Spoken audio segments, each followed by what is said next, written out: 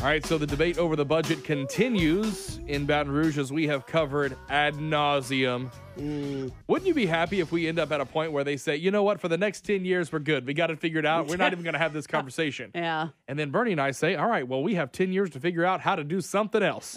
We don't have to talk about it. Joining us on the phone, State Attorney General Jeff Landry. And Jeff, there's a lot of back and forth going on. We're hearing things from the governor. We know the governor's going to be in Lafayette today at UHC, as Bernie just reported.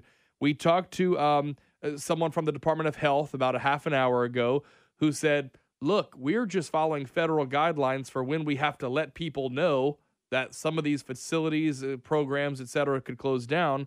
But so many people believe it's all about scare tactics, and what we're looking at in the future is a hike in taxes. Where do you stand on all this? This is absolutely, completely unnecessary, and the governor is being disingenuous with the people of the state of Louisiana.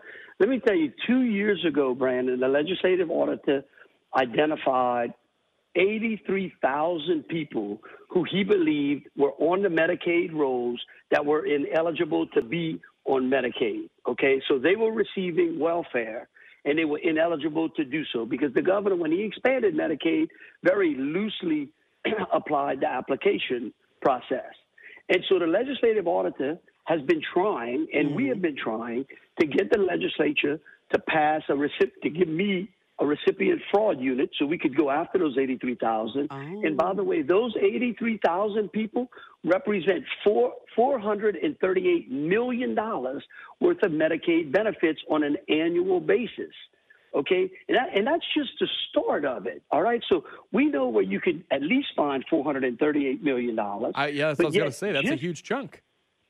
Just this week, in the governor's controlled Senate, the Senate leadership sent both of those bills to committees that are run by Democrats, and they killed them.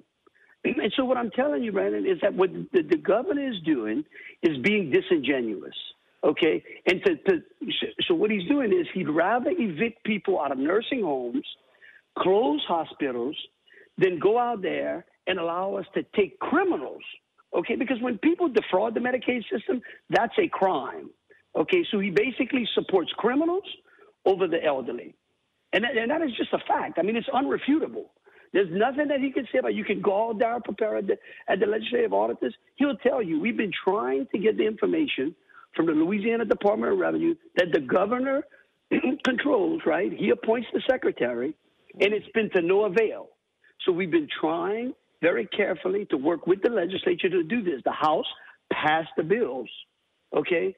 The Senate, sound familiar, kills them, and yet they turn around and want to evict the elderly. I mean, we have reached a low point in state government. So that's what I was going to ask you, for my years in the business, and looking at all of this seems like this is further, just further than it's ever been before. I mean, I don't know. We've heard threats of this kind of stuff, yeah, but we've never sent out letters. But I don't remember letters, but I mean, I could be wrong. Maybe that's happened before.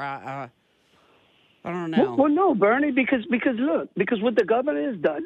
Listen, this is akin to what I saw in Washington. Of course, the governor blames the legislature, but he engages in these Washington-style politics that's fear-mongering, okay? And it's all empty promises. Remember, no more LSU football, no more tops, no more. It's all to get more taxes. You know why? Because the governor's pandering for votes and trying to get reelected instead of doing his job. It's why Louisiana's economy is dead last. I mean, it's all common sense, math, right? You can't spend more than you have, and then if what it's akin to? It's akin to in a family, the breadwinner losing his job, right? Okay. And deciding that we're not going to send the kids to school anymore, even to the public school, because we can't afford the gas. But by the way, in the summer we're going to go to Disney World, right? Yeah. That's what it is. Yep. It's not being responsible inside the budget. And the governor has the ability to do these things and to lead. And so it's the most disappointing thing that's it. So the people out there need to understand that if any of those things come to pass, there is not one legislator that should be blamed. The blame goes strictly on the governor because it's his decision. He does not have to do this. He could go out there and responsibly work inside this Medicaid budget and work with us. Remember, he didn't want to let us expand our Medicaid fraud unit to take providers who were defrauding the system, right? We had that big fight a couple of years, and now we know there's 83,000 people to the tune of $438 million on an annual basis. Think about that. On That's an annual basis. On an annual basis. Oh. These are people that the legislative auditor believes are making $20,000 more, okay, on an annual basis than is the eligibility limit for Medicaid. Okay? Oh. I mean, think about that. And the governor knows this. So, Jeff, do you think that maybe as part of this big grand plan, I mean, I don't see him all of a sudden saying, okay, now we're going to work together. However, as part of this grand plan, does the governor in the 11th hour come out and say, we have a solution, here you go, everything stays open, as part of, to look like a superhero in all this? No, what he's trying to do, he's trying to scare the legislature in to raising taxes, because it's all about more money. It's like a black hole. You just pour it in there and it just disappears. And the House, thank God for the House and the great members that are out there, have been holding the line now for 3 years, okay, in session after session after session. Last year I would remind everyone that the House wanted to have a static budget, right? We weren't going to raise one iota. And if we would have done that, we wouldn't even be in a deficit today. Mm-hmm. I mean, it's ridiculous. But again, let me go back to think about this. The governor would rather evict the elderly out of a nursing home than go after someone who is ineligible for Medicaid, who is breaking the law by receiving welfare, and they're not eligible to do that. That is an absolute truth. There's no question about it. It is a fact. It's out there. He's never said, you know what, we need a recipient fraud unit. We want to make sure that we find the fraud, waste, and abuse in the Medicaid system. No, you know what they do? He lets the fraud, waste, and abuse perpetuate, and he makes the taxpayers pay for it. My thing that, with you reminding us about this, because I remember us doing the stories, I remember us talking about this, but with you reminding me of it too, it reminds me, when you let people get away with stuff like that, and you're talking about 83,000, what kind of message does that send to anybody else in the state under any other program, whether they work for the government or they're getting paid from the government or a benefit from the government? What does that say to those people? Well, what it says is that the governor subscribes to the liberal agenda of the left, right? Think about illegal immigration. It's the same theory. It's the same fundamentals. Just let them come in, let them break the law. Don't worry about it. The taxpayers pay. That's what it is. You're exactly right. I've always said that's why I'm big against illegal immigration. That's why I want to crack down on it, because what it does is it perpetuates people to break the law. It says it's okay to break this law. And so it's the same thing here. But the sad part about it, it's costing the taxpayers of the state of Louisiana $500 million. I mean, that is a lot of money. So, and it's, and to think they need to raise taxes, it's ridiculous. 46% of the state's budget is going to a welfare program, Bernie. And listeners out there can't understand why their roads are broken, why we can't fund our schools, why teachers can't get a raise. Why? Because 46% of everything we spend in the state of Louisiana are going to people that are getting something for free and putting nothing in. It just doesn't work. Wow. We're joined... Yeah. State Attorney General Jeff Landry. Joining us now. I do want to ask a question. So if you were to have a crystal ball, which none of us do, because if we did, we wouldn't even be having this conversation because we know what was going to happen. What happens to the UHC, LSU in New Orleans, up in Shreveport, when all this is said and done? Do they stay open? Yes.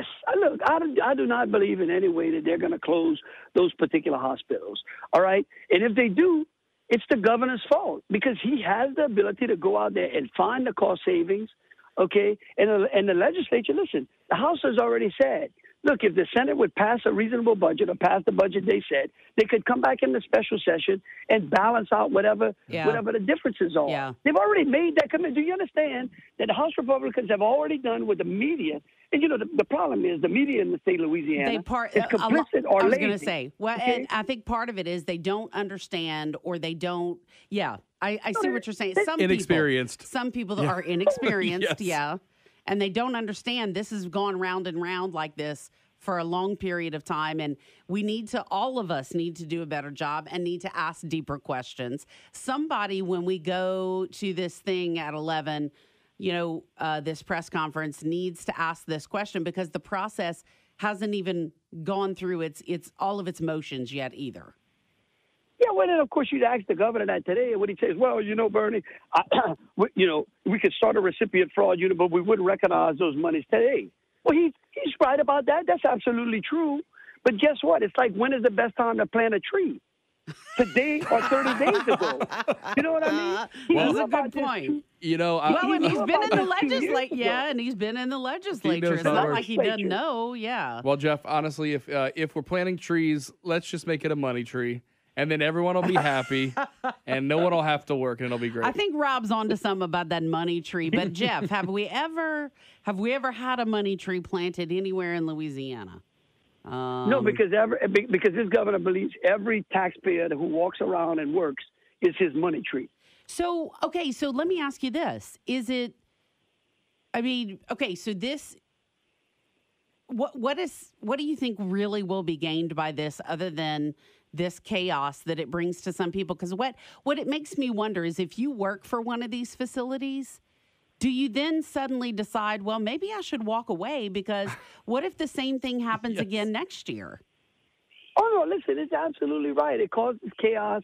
It causes disruptions in families, in people's lives. That's what I'm trying to tell you. The governor is being inconsiderate of the citizens of the state of Louisiana, disrupting their lives unnecessarily. And then people go on Facebook. And then people go on Facebook who don't have enough information, and they keep sharing it because it is scary. Right? I mean, I'd be scared if I didn't understand all the ins and outs of it. I'd be super duper scared. And I mean, obviously, if you don't know all the info, you are going to keep sharing that on Facebook. So not all of the information ends up getting out there too. It ends up kind of being a mess. Well, I remember. I'll tell you a quick story. When I was in Congress, I had a good friend of mine. She was a nurse, or she's still a nurse. She worked at one of the hospitals, and we were going through this Obamacare debate. Mm-hmm. And, of course, the hospitals were all for Obamacare. Mm-hmm. And she called and said, I don't understand why you're not for Obamacare. This is good. Medicaid expansion, or maybe it was the Medicaid expansion, mm-hmm. one of the two.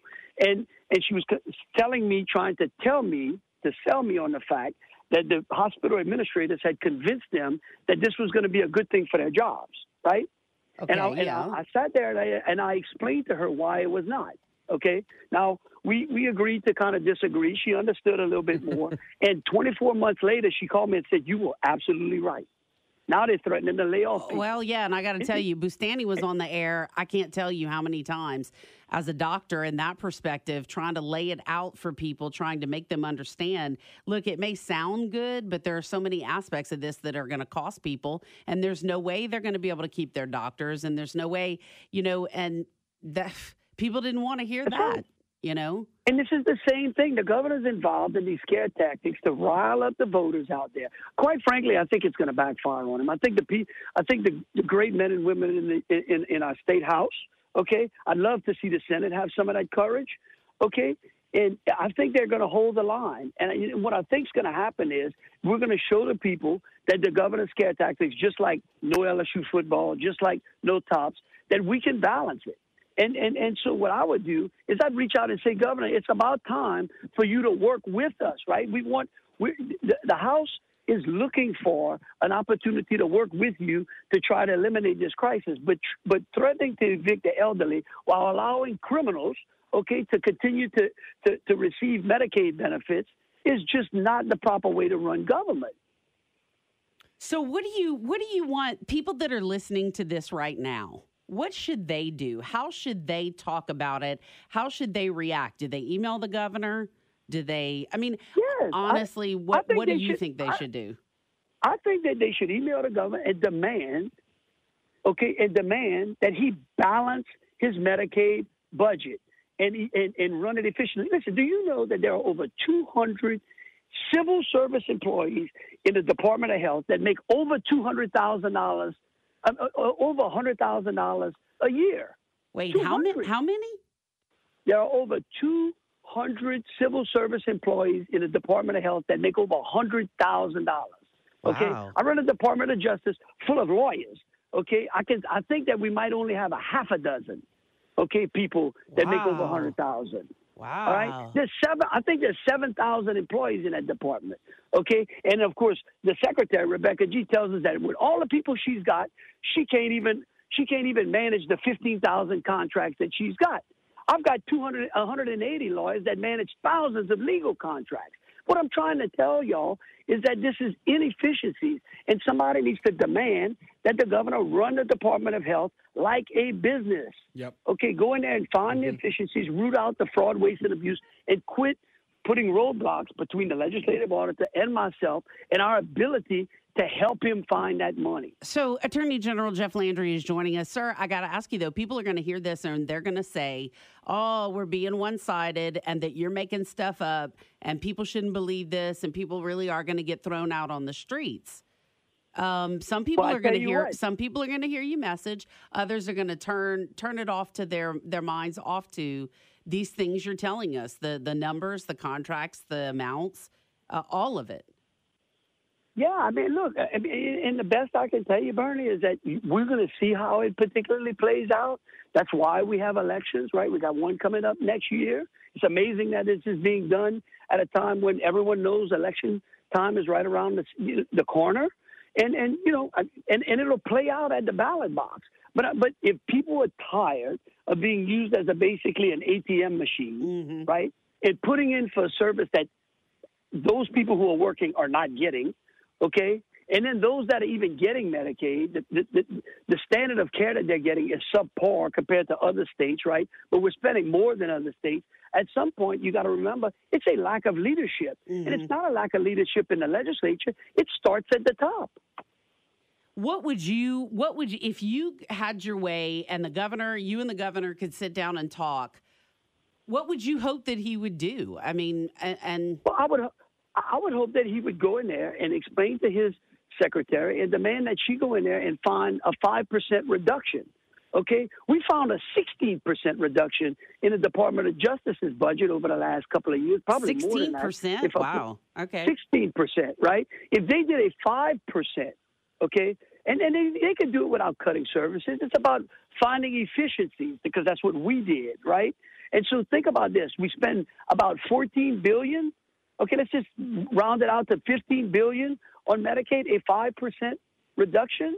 Think about what that is. $1 billion. What's that? Huh? That is $750 million. Yeah, that's a lot of money. That's the whole gap right there. Well, that's what I'm trying to tell you. But no one, the problem is the governor recognizes that listeners out there don't have time to understand these details, yeah, right? because they're busy trying to make a living, take care of their kids. Right, and pay his taxes. Yeah. And to pay the king. Exactly. That's, we backed up, this feudal system where, just give to the king and the king shall decide how he wants to spend the money. Yep. It doesn't matter if he wants to build a big palace. You just get to continue to live out and, and be a peasant. That's how they treat the taxpayer. Wow. Well, sir, I want to thank you very much for letting us talk to you and give your thoughts on all of this. And thank you for giving your insight, the numbers, et cetera. We'll have to see. There's definitely a finish line where we have to be, and all eyes are on the June 30th end to the fiscal year. And I'm sure we're gonna have to get the special session, right? I mean, it's gonna have to happen. Yeah. Oh, yeah, it's going to happen. So y'all going to have plenty more to talk about. You know what? Bernie and I have never had a problem with it yet, but if we need something, we'll call you. Yeah, right. Well, sir, thank you very much for your time today. Seriously, I think that's a big part of the equation that we need to put back into the discussion. Thank you. You're welcome. Thank y'all. All right, sir. Have a great day.